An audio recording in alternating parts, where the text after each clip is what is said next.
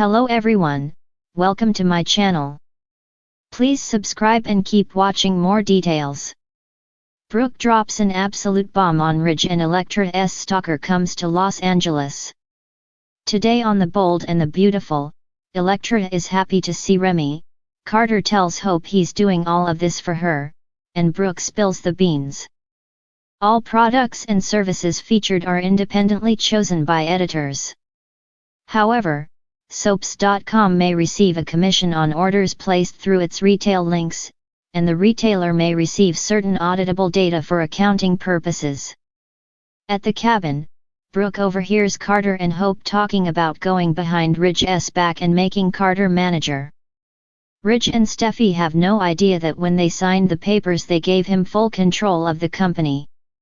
Brooke exhales as Carter tells Hope this would be a coup. If we do this, Forrester will be ours to run. At Forrester, Taylor and Ridge sit down to chat. He asks how she's doing. She's feeling stronger and thanks him for caring. Ridge says, "I'll always care, Doc." They go over how happy Taylor is to be back with Steffy and the kids. They laugh about how transparent their daughter is about the two of them. Taylor knows he's with Brooke, his destiny. Nothing could come between them. At Il Giardino, Will assures Electra he'd still kiss her even if she got anchovies on her pizza. She teases about extra garlic and flirts with him. Will likes being with her outside of the office. At the bar, wearing a hat, the stalker watches them. Electra and Will toast and Deacon pops by. Will introduces him to Electra and Deacon learns she's working on Forrester's new jewelry line. At the bar, the stalker watches as Deacon goes off and Will takes Electra's hand, telling her he could stare at her all day long. They makes more small talk as the stalker looks on. Deacon checks in with Electra and Will again, and Bill's son explains that his girl is a Forrester. They chat about how busy the place is and Deacon goes off to deal with a crisis. Will resumes romancing Electra, saying he wants to know everything there is to know about her. In the cabin, Hope and Carter discuss feeling guilty about what they're doing. For Carter, he feels he has to protect Hope. Steffy's gotten her way at the company's expense, and Hope is sure she'd rather see the building burn down than have her walk the hallways again. They marvel at her convincing Ridge that she threw herself at Finn. The decisions have a ripple effect, but they're not concerned. Carter fumes that they put them in this position. Hope says they have to figure out their next step.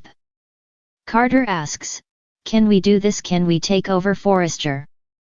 In the main office, Taylor tells Ridge she's been keeping up with Chandra. Ridge chides that he'll keep writing her to take this seriously. Talk turns to him being caught in the middle of Steffy firing Hope. Ridge admits Brooke is furious. Just then, she walks in. Ridge frowns. Is something wrong? At Il Giardino, Will tells Electra his family's life has been scandalous. He wants to know about hers. His phone dings and he's needed back at the office. Electra urges him to go, she can find her way back. Will kisses her, which catches the stalker's attention, and goes. Once she's alone, the stalker walks up to her table. She questions, "Remy," he says. "Hi, Electra." Electra jumps up and hugs him. They're so happy to see each other. She asks how things are back home and asks what he's doing in Los Angeles. He says he's there for a fresh start, and to see you, Electra. In the cabin, Carter paces as he says Ridge trusted him, and what did I do? Hope questions if Ridge actually trusts him. He didn't listen to him or his ideas. Just take that into consideration when you start to feel guilty. He was discarded and disrespected. Carter fumes that what they did to her was wrong and there's not an ounce of remorse from Steffy. It will be the death of this company. Hope muses, unless we save it. She tells him it's perfectly reasonable to have a pit in his stomach. She's just as conflicted and wishes they were never in this position to begin with. Carter says they did what they had to do, but can we make it official right now? It's their secret, no one knows. Hope says he's risking everything. No man has ever fought for her as hard as he has. Carter says it's because he loves her. She's been undervalued for too long. If I do this, it's for you. It's for all the Logan women. He'll turn Forrester into a place where everyone can thrive. They start making out. In the main office, Taylor offers to step out. Brooke thanks her. Once alone, Ridge asks his lady love what's going on. It can't be that bad. She knows he's been making plans to restructure the company. Ridge doesn't think they discussed that. Brooke says they didn't. Ridge assures her it's nothing to be concerned about. Carter drew up the papers and he and Steffy signed them. It's fine. Brooke says, no, Ridge.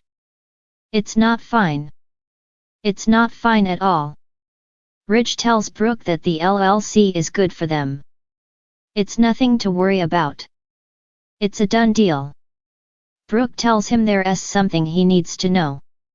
She explains that Hope and Carter are involved. They're in a relationship.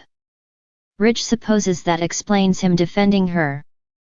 Brooke promised to keep their secret, but she had to tell him because there's something else he needs to know.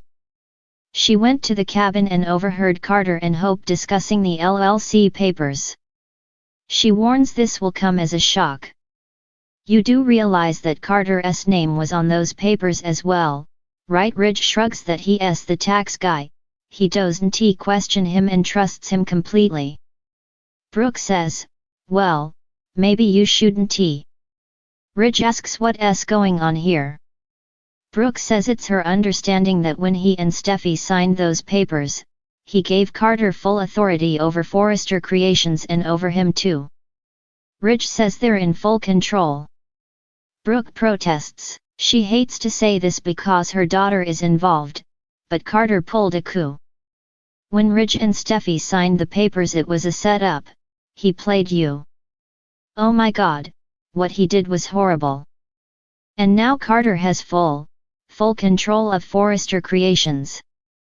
Brooke drops an absolute bomb on Ridge and Elektra's stalker comes to Los Angeles.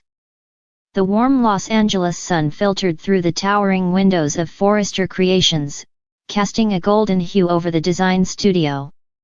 Ridge Forrester was in his element, sketching designs for the upcoming couture collection, his brow furrowed in concentration.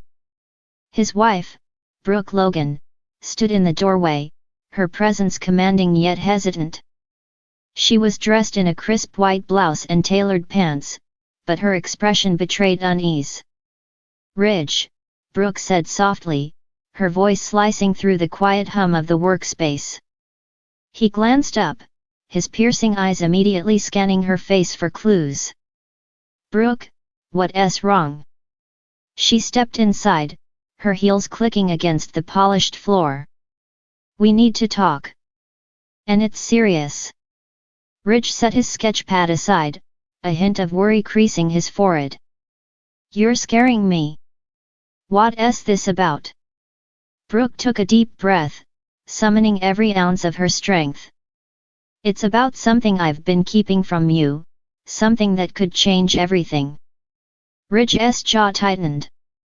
He knew Brooke's tendency to act impulsively but also understood the weight of her words. Whatever it is, we'll face it together, he assured her, though uneasy not at the edges of his confidence. Before Brooke could respond, the studio door swung open, and Elektra Chase, Forrester's newest and most enigmatic model, strode in.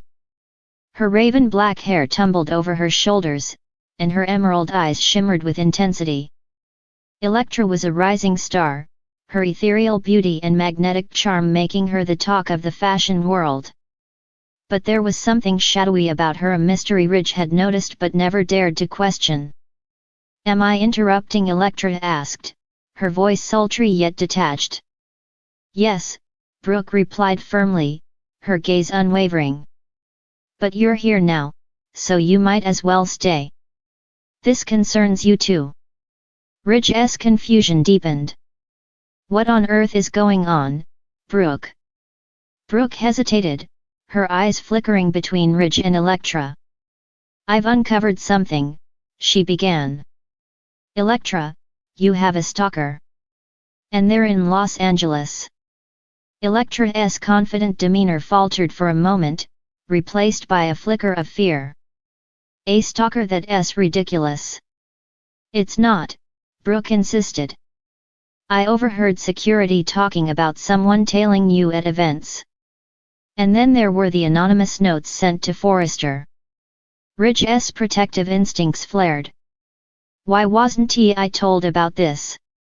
I wanted to gather more information before alarming you, Brooke explained. But the situation has escalated. The stalker was spotted near our home last night. Electra's face paled. Near your home, are you saying they followed me there? Brooke nodded. We don't know their intentions, but it's clear they're obsessed. And if we're not careful, this could turn dangerous. Ridge rose from his chair, his imposing frame radiating authority. We're not taking any chances. I'll call security and the police. We'll figure out who this is and put an end to it. Electra's voice wavered. I never wanted to bring trouble here. Maybe I should leave Los Angeles. Running won't solve anything, Brooke said firmly. You're part of Forrester now, and we protect our own. The tension in the room was palpable. Ridge placed a reassuring hand on Electra's shoulder. We'll handle this together. You're not alone in this. But as Ridge spoke, Brooke's expression darkened, as if bracing for another revelation. She clenched her fists, the weight of her secret threatening to crush her resolve. There's something else, Brooke said, her voice trembling. Ridge turned to her, his brow furrowing. What is it, Logan? Brooke hesitated, the words caught in her throat. Finally, she blurted out, the stalker, they're not just after Electra. They're connected to me.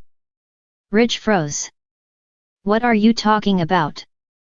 Brooke's gaze dropped to the floor, shame coloring her cheeks. Years ago, before I met you, I was involved with someone. It ended badly, and I thought I'd put it behind me. But now, I think it's them.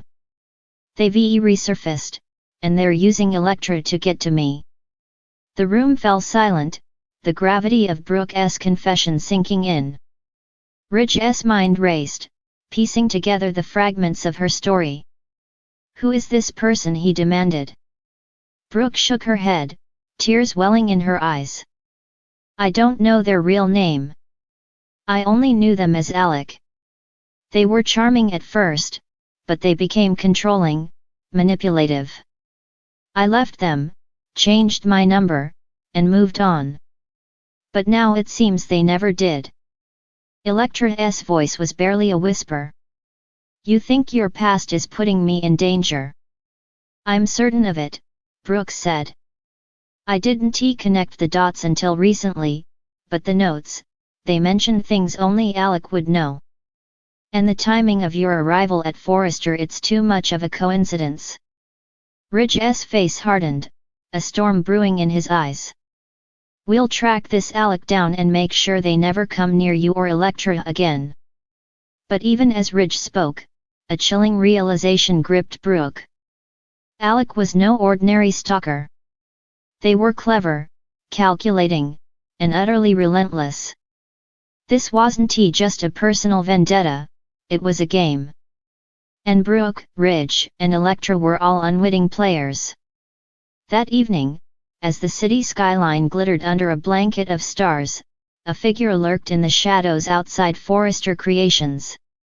Dressed in black, their face obscured by a hood, they watched the building intently, their gaze fixated on the window where Brooke and Ridge stood. In their gloved hand, they held a photograph, a faded image of Brooke from years ago, smiling blissfully, unaware of the darkness that would one day haunt her.